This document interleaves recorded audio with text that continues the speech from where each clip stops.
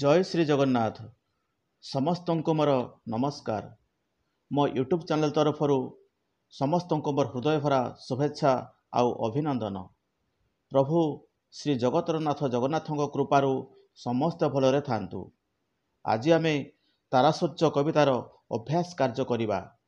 ଯଦି ଭିଡ଼ିଓଟି ଭଲ ଲାଗିବ ତେବେ ନିଶ୍ଚୟ ଲାଇକ୍, ସେୟାର ଆଉ ସବସ୍କ୍ରାଇବ୍ କରିବାକୁ ଜମା ବି ଭୁଲିବେ ନାହିଁ।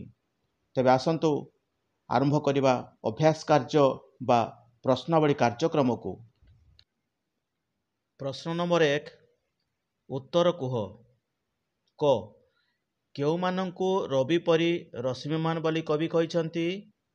ଉତ୍ତରରେ ହେବ ପିଲାମାନେ, ତାରକାମାନଙ୍କୁ ରବି ପରି ରଶ୍ମିମାନ ବୋଲି କବି କହିଛନ୍ତି। ପ୍ରଶ୍ନ ନମ୍ବର ଖ, ସେମାନଙ୍କ ମନରେ ଭୟ ଅଛି ବୋଲି କବି କାହିଁକି ଉପଲବ୍ଧି କରିଛନ୍ତି? ଉତ୍ତର, ତାରକାମାନେ ଦିନରେ ଦେଖା ନ ଯାଇ କେବଳ ରାତି ସମୟରେ ଦେଖାଯାଉଥିବାରୁ ସେମାନଙ୍କ ମନରେ ଭୟ ଅଛି ବୋଲି କବି ଉପଲବ୍ଧି କରିଛନ୍ତି। ପ୍ରଶ୍ନ ନମ୍ବର ଗ, ଆମ୍ଭ ଭାସ୍କର କାହାକୁ ଲକ୍ଷ୍ୟ କରି କୁହାଯାଇଛି? ଉତ୍ତର, ଆମର ସୂର୍ଯ୍ୟଙ୍କୁ ଲକ୍ଷ୍ୟ କରି ଆମ୍ଭ ଭାସ୍କର ବୋଲି କୁହାଯାଇଛି। ପ୍ରଶ୍ନ ନମ୍ବର ଘ, ଆମ୍ଭ ଭାସ୍କରଙ୍କୁ ଅନ୍ୟମାନେ କାହିଁକି କ୍ଷୁଦ୍ରତାରା ବୋଲି କହନ୍ତି? ଉତ୍ତର, ଆମ୍ଭ ଭାସ୍କର ଅନ୍ୟମାନଙ୍କ ଆଗରେ ଭାସ୍ୱର ହୋଇ ଦେଖାଯାଏ ନାହିଁ ବୋଲି ଅନ୍ୟମାନେ ଏହାକୁ କ୍ଷୁଦ୍ରତାରା ବୋଲି କହନ୍ତି। ପ୍ରଶ୍ନ ନମ୍ବର ଙ, ଆମେ ଚାହୁଁଥାଉଁ ତାଙ୍କର ଉଦୟ। କିଏ କାହା ଉଦୟ ଚାହିଁଛନ୍ତି? କିଏ କାହାର ଉଦୟ ଚାହୁଁଛନ୍ତି? ଉତ୍ତର, ଆମ୍ଭେ ଚାହୁଁଥାଉଁ ତାଙ୍କର ଉଦୟ। ଏଠାରେ ଆମ ରାଜ୍ୟର ଲୋକମାନେ ଆମର ଅନ୍ଧକାରକୁ ଦୂର କରୁଥିବା ରବିଙ୍କର ଉଦୟ ଚାହୁଁଛନ୍ତି। ପ୍ରଶ୍ନ ନମ୍ବର 2, ଦୁଇଟି ବା ତିନୋଟି ବାକ୍ୟରେ ଉତ୍ତର ଲେଖ। ପ୍ରଶ୍ନ ନମ୍ବର କ, ତାରାଗଣ କେବଳ ନିଜର ଜଗତକୁ ଆଲୋକିତ କରିଛନ୍ତି। ଏଥିରେ କେଉଁ ଭାବ ପ୍ରକାଶ ପାଇଛି? ଉତ୍ତର, ତାରାଗଣ କେବଳ ନିଜର ଜଗତକୁ ଆଲୋକିତ କରିଛନ୍ତି। ଏଥିରୁ ସେମାନଙ୍କର ସଂକୀର୍ଣ୍ଣ ମନୋଭାବ ପ୍ରକାଶ ପାଇଛି।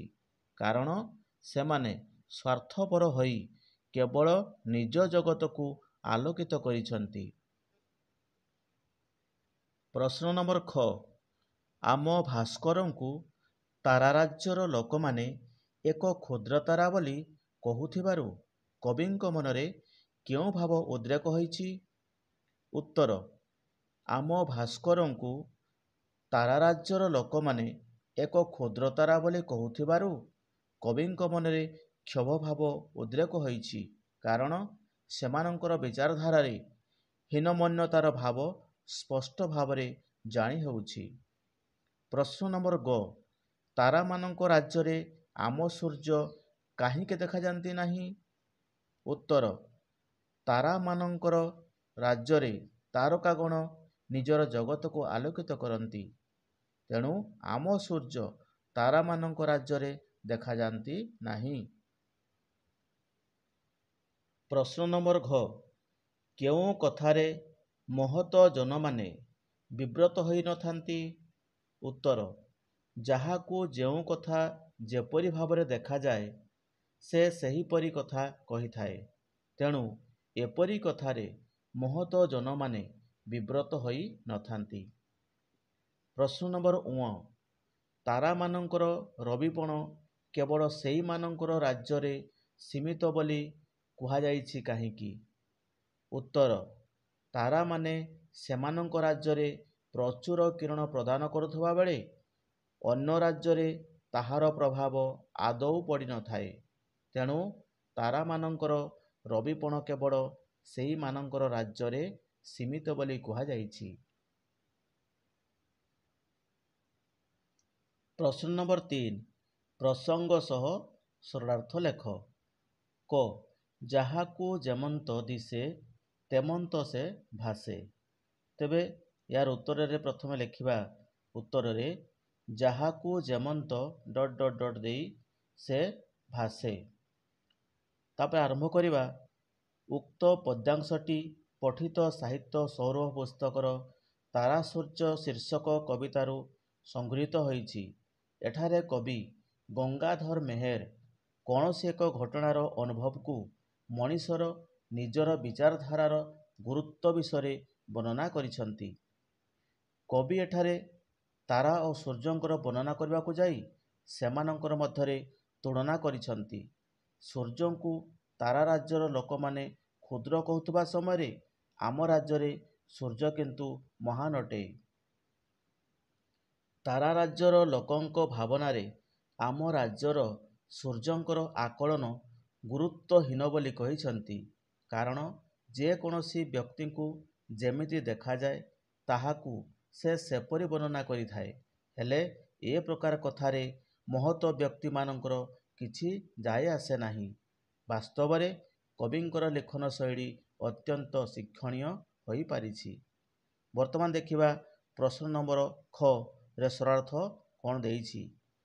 ଯେ ଯାହାର ହିତ କରେ ନ ନେଲେ ତା ନାମ, ଆମ୍ଭ ଦେଶେ କହୁଁ ତାକୁ ନିମକ ହାରାମ। ତେଣୁ ବର୍ତ୍ତମାନ ଆମେ ଏଇ ସରଳାର୍ଥର କିଛି ଭାବାର୍ଥ ଲେଖିବା। ଦେଖ ଉତ୍ତରରେ ଯେ ଯାହାର ଡଟ୍ ଡଟ୍ ଡଟ୍ ଡଟ୍ ନିମକ ହାରାମ। ଉକ୍ତ ପଦ୍ୟାଂଶଟି ପଠିତ ସାହିତ୍ୟ ସୌରଭ ପୁସ୍ତକର ତାରାସୂର୍ଯ୍ୟ କବିତାରୁ ସଂଗୃହୀତ ହୋଇଛି। ଏଠାରେ କବି ଗଙ୍ଗାଧର ମେହେର କାହାକୁ ନିମକ ହାରାମ ବୋଲି ଆଖ୍ୟା ଦିଆଯାଏ ସେ ବିଷୟରେ ବର୍ଣ୍ଣନା କରିଛନ୍ତି। ପୃଥିବୀର ସକଳ ଅନ୍ଧକାରକୁ ସୂର୍ଯ୍ୟ ଦୂର କରିଥାଏ। କାରଣ ସୂର୍ଯ୍ୟ ହେଉଛି ସକଳ ଶକ୍ତିର ଆଧାର।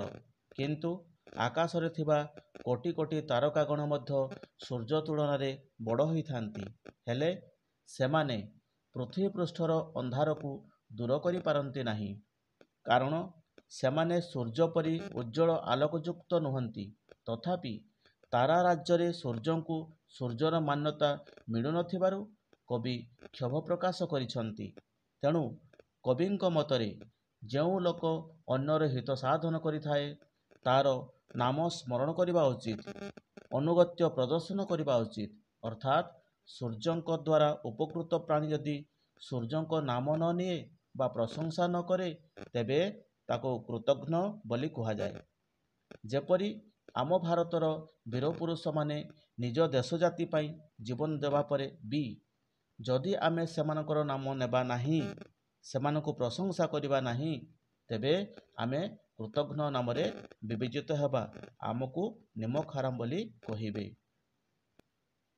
ବାସ୍ତବରେ କବିଙ୍କର ରଚନାତ୍ମକ ଶୈଳୀ ଅତି ସୁନ୍ଦର ହୋଇପାରିଛି।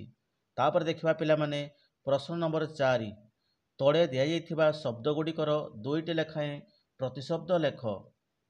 ରଜନୀ, ଭାସ୍କର, ଗଗନ, ତମ, ତାରା। ତେବେ ବର୍ତ୍ତମାନ ଆମେ ଉତ୍ତରରେ ଉପରେ ଥିବା ଶବ୍ଦମାନଙ୍କର କ'ଣ କରିବା ନା ଦୁଇଟି ଲେଖାଏଁ ପ୍ରତିଶବ୍ଦ ଲେଖିବା। ଉତ୍ତରରେ ଲେଖାଯାଇଛି ଦେଖ ରଜନୀର ପ୍ରତିଶବ୍ଦ ହେବ କ'ଣ? ରାତି, ରାତ୍ରି। ଭାସ୍କରର ରବି, ତପନ। ଗଗନର ଆକାଶ, ନଭ। ତମର ଅନ୍ଧକାର, ତମସା। ଆଉ ତାରାର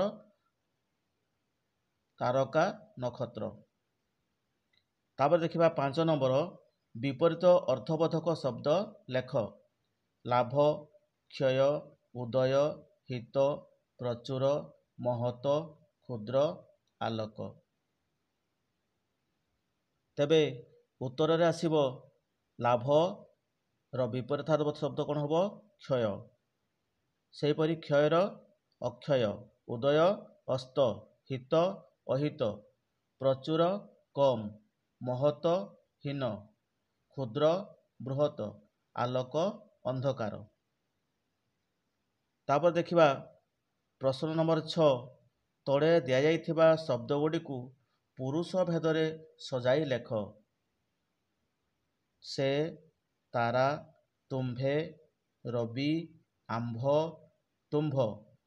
ବନ୍ଧନରେ ଦେଇଛି ପ୍ରଥମ ପୁରୁଷ, ଦ୍ୱିତୀୟ ପୁରୁଷ, ତୃତୀୟ ପୁରୁଷ। ତେଣୁ ଏହି ପଦଗୁଡ଼ିକ ତୁମର କିଏ କେଉଁ ପୁରୁଷ ଦେଖିବା ଆସ ଉତ୍ତରରେ ତୁମକୁ ସବୁ ଲେଖିଦେଇଛି। ଉତ୍ତର ଦେଖିବା, ସେ ହେଉଛି ତୁମର କ'ଣ ତୃତୀୟ ପୁରୁଷ, ତାରା ମଧ୍ୟ ତୃତୀୟ ପୁରୁଷ, ତୁମ୍ଭେ ହେବ ତୁମର ଦ୍ୱିତୀୟ ପୁରୁଷ, ରବି କ'ଣ ହେବ ତୃତୀୟ ପୁରୁଷ, ଆମ୍ଭ ଏଇଟା ତୁମର କ'ଣ ହେବ ପ୍ରଥମ ପୁରୁଷ, ତୁମ୍ଭ ଏଇଟା କ'ଣ ହେବ ଦ୍ୱିତୀୟ ପୁରୁଷ। ତାପରେ ଦେଖିବା ପିଲାମାନେ ପ୍ରଶ୍ନ ନମ୍ବର 7, 100ରୁ 150 ଶବ୍ଦ ମଧ୍ୟରେ ଉତ୍ତର ଲେଖ। କ, ତାରା ଓ ସୂର୍ଯ୍ୟଙ୍କ ମଧ୍ୟରେ କବି କାହାକୁ ଶ୍ରେଷ୍ଠତ୍ୱ ପ୍ରଦାନ କରିଛନ୍ତି? ଉତ୍ତର, ସ୍ୱଭାବ କବି ଗଙ୍ଗାଧର ମେହେରଙ୍କ ରଚିତ ତାରା ସୂର୍ଯ୍ୟ କବିତାରୁ ଏହା ସଂଗୃହୀତ ହୋଇଛି। କବି ଉକ୍ତ କବିତା ମାଧ୍ୟମରେ ତାରା ଓ ସୂର୍ଯ୍ୟଙ୍କର ଶ୍ରେଷ୍ଠତ୍ୱ ବିଷୟରେ ବର୍ଣ୍ଣନା କରିଛନ୍ତି। ରାତିର ଅନ୍ଧାରରେ ଆକାଶରେ କୋଟି କୋଟି ତାରା ଦେଖାଯାଆନ୍ତି, ମାତ୍ର ସୂର୍ଯ୍ୟ ଯିଏକି ଦିବସରେ ଦେଖା ଦେଇଥାନ୍ତି। ଆକାଶରେ ଅନେକ ତାରା ସୂର୍ଯ୍ୟଙ୍କ ପରି ବଡ଼ ହୋଇଥାନ୍ତି, ମାତ୍ର ସେମାନେ ଜଗତକୁ ଆଲୋକିତ କରିପାରନ୍ତି ନାହିଁ। ସେମାନେ କେବଳ ନିଜ ଜଗତରେ ହିଁ ଆଲୋକ ପ୍ରଦାନ କରନ୍ତି ଏବଂ ସେଠାରେ ହିଁ ନିଜର ରବିପଣ ପ୍ରକାଶ କରିଥାନ୍ତି। ତେଣୁ ସୂର୍ଯ୍ୟଙ୍କର ପ୍ରଖର କିରଣରେ ସେମାନଙ୍କର ଜ୍ୟୋତି ମ୍ଳାନ ପଡ଼ିଯାଏ। ତେଣୁ ସେମାନେ ଯେତେ ବଡ଼ ହେଲେ ମଧ୍ୟ ସେଥିରେ ଆମର କିଛି ଲାଭ ନାହିଁ। ସେମାନେ ରାତ୍ରିର ଅନ୍ଧକାରକୁ ଦୂର କରିବା ପାଇଁ ସାମର୍ଥ୍ୟ ହୋଇପାରନ୍ତି ନାହିଁ। ତେଣୁ କବି ସୂର୍ଯ୍ୟଙ୍କୁ ଶ୍ରେଷ୍ଠତ୍ୱ ପ୍ରଦାନ କରିଛନ୍ତି। ତାପରେ ଦେଖିବା ପ୍ରଶ୍ନ ନମ୍ବର ଖ, କବି ନିଜର ଅଭିମାନକୁ କିପରି ପ୍ରକାଶ କରିଛନ୍ତି ଲେଖ। ଉତ୍ତର, ସ୍ୱଭାବ କବି ଗଙ୍ଗାଧର ମେହେରଙ୍କ ରଚିତ ତାରା ସୂର୍ଯ୍ୟ କବିତାରୁ ଏହା ସଂଗୃହୀତ। ଏଠାରେ କବି ବିଦେଶୀ ଶାସନକୁ ଲକ୍ଷ୍ୟ କରି କବିତାଟି ରଚନା କରିଛନ୍ତି। ପରାଧୀନ ଭାରତୀୟଙ୍କ ପ୍ରତି ବ୍ରିଟିଶ ସରକାରଙ୍କର ହୀନମନ୍ୟତାର ଭାବ ପ୍ରକାଶ ପାଇଥିଲା। କବି କହିଛନ୍ତି, ଆମ୍ଭେ ଭାରତୀୟ ଗଣ ଇଂରେଜମାନଙ୍କର ଶାସନରେ କଦାପି ଶାସିତ ହେବୁ ନାହିଁ, ସ୍ୱାଧୀନ ଭାବରେ ବଞ୍ଚିବାକୁ ଚାହୁଁ। ତେଣୁ କବି ସୂର୍ଯ୍ୟଙ୍କୁ ଆମ୍ଭର ପ୍ରତୀକ ଭାବରେ ଗ୍ରହଣ କରି ନେଇଛନ୍ତି। ସେ କହିଛନ୍ତି, ସୌରମଣ୍ଡଳରେ ଏକାଧିକ ସୂର୍ଯ୍ୟ ଥାଇପାରନ୍ତି, ମାତ୍ର ଆମ ସୂର୍ଯ୍ୟ ଆମ ପାଇଁ ଉଜ୍ଜ୍ୱଳ। ତେଣୁ କବି ଏହି କବିତା ମାଧ୍ୟମରେ ନିଜର ସ୍ୱାଭିମାନକୁ ଭୁଲି ନାହାନ୍ତି। ଏ କବିତା ମାଧ୍ୟମରେ ଭାରତୀୟମାନଙ୍କୁ ସ୍ୱାଭିମାନର ବାର୍ତ୍ତା ପ୍ରଦାନ କରିବାକୁ ଇଚ୍ଛା ପ୍ରକାଶ କରିଛନ୍ତି। ତେଣୁ ସେ ଲେଖିଛନ୍ତି, ତାରାମାନଙ୍କ ରାଜ୍ୟରେ ଆମ ସୂର୍ଯ୍ୟ ଉଜ୍ଜ୍ୱଳ ଦେଖାଯାଇ ନପାରନ୍ତି, ମାତ୍ର ତାରାମାନେ ଅନ୍ଧକାରକୁ ଦୂରୀଭୂତ କରିବାକୁ ସମ୍ପୂର୍ଣ୍ଣ ଅକ୍ଷମ। ଏହା ଚିରସତ୍ୟ ଅଟେ। ତେଣୁ କବି କହିଛନ୍ତି, ସେ ଯେତେ ବଡ଼ ହେଲେ ଆମର କି ଲାଭ ଅଛି? ଆମ ପୃଥିବୀର ଅନ୍ଧକାରକୁ ଦୂର କରିବାକୁ କେବେ ବି ସକ୍ଷମ ନୁହନ୍ତି। ତେଣୁ କବି ଏଠାରେ ହିତକାରୀର ହିତ କଥାକୁ ସ୍ମରଣ କରି ଆପଣାର ଅଭିମାନକୁ ସମ୍ପୂର୍ଣ୍ଣ ରୂପେ ପ୍ରକାଶ କରିଛନ୍ତି। ତେଣୁ କବି ତାଙ୍କର ଏହି କବିତା ମାଧ୍ୟମରେ ତାଙ୍କର ସ୍ୱାଭିମାନକୁ ପ୍ରକାଶ କରିଛନ୍ତି। ତାପରେ ଦେଖିବା ପିଲାମାନେ ପ୍ରଶ୍ନ ନମ୍ବର ଗ, ତାରା ସୂର୍ଯ୍ୟ କବିତାର ଭାବ ଆମକୁ ଏକ ମହାଶିକ୍ଷା ପ୍ରଦାନ କରେ କିପରି? ତେବେ ଏହାରି ଉତ୍ତରରେ ଦେଖିବା, ସ୍ୱଭାବ କବି ଗଙ୍ଗାଧର ମେହେରଙ୍କର ତାରା ସୂର୍ଯ୍ୟ ରଚିତ କବିତାରୁ ଏହା ସଂଗୃହୀତ। ଏହି କବିତାଟି ଅର୍ଘ୍ୟଥାଳି କବିତା ସଂକଳନରୁ ଆନିତ ହୋଇଅଛି। ଏହି କବିତାଟି କ୍ଷୁଦ୍ର ହେଲେ ମଧ୍ୟ ମହାଶିକ୍ଷା ପ୍ରଦାନ କରିବାରେ ଗୁରୁତ୍ୱପୂର୍ଣ୍ଣ ଭୂମିକା ଗ୍ରହଣ କରିଅଛି। ଏହି ତାରା ସୂର୍ଯ୍ୟ କବିତାଟି ଦୀର୍ଘ ନହେଲେ ମଧ୍ୟ ଯେଉଁଭଳି ମହାନ ଶିକ୍ଷା ପ୍ରଦାନ କରିଛି, ତାହା ବାସ୍ତବରେ ଚିରନ୍ତନ ସତ୍ୟ। କବିତାରେ ତାରା ଓ ସୂର୍ଯ୍ୟଙ୍କୁ ନେଇ ଯେଉଁ ପ୍ରସଙ୍ଗ ଉପସ୍ଥାପିତ ହୋଇଅଛି, ଏହା ଅନ୍ୟତ୍ର ବିରଳ। ତାରା ନିଜକୁ ସୂର୍ଯ୍ୟଙ୍କ ଠାରୁ ତେଜସ୍କ୍ରିୟ ବୋଲି ଭାବିଲେ ମଧ୍ୟ ବାସ୍ତବରେ ତାହା ତେଜସ୍କ୍ରିୟ ନୁହେଁ।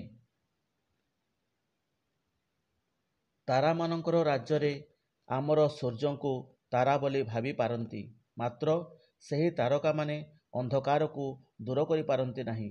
ତେଣୁ କବି କହିଛନ୍ତି, ଯେ ଯାହାକୁ ଯେପରି ଦିଶେ ସେ ସେପରି କହିପାରେ, ମାତ୍ର ମହତ୍ ଲୋକ ସେଥିପ୍ରତି କର୍ଣ୍ଣପାତ କରନ୍ତି ନାହିଁ। ତାରା ଯେତେ ବଡ଼ ହେଲେ ମଧ୍ୟ ସେ ଅନ୍ଧକାରକୁ ଦୂର କରିବା ପାଇଁ ସକ୍ଷମ ହୋଇପାରେ ନାହିଁ।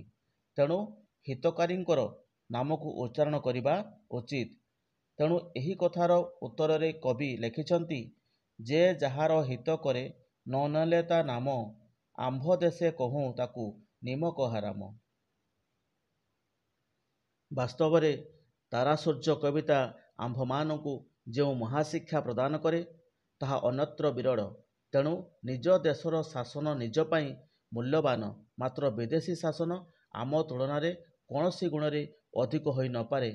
ଏହି ପ୍ରକାର ମହାନ ଶିକ୍ଷା କେବଳ ଏହି କବିତାରୁ ହିଁ ମିଳିଥାଏ।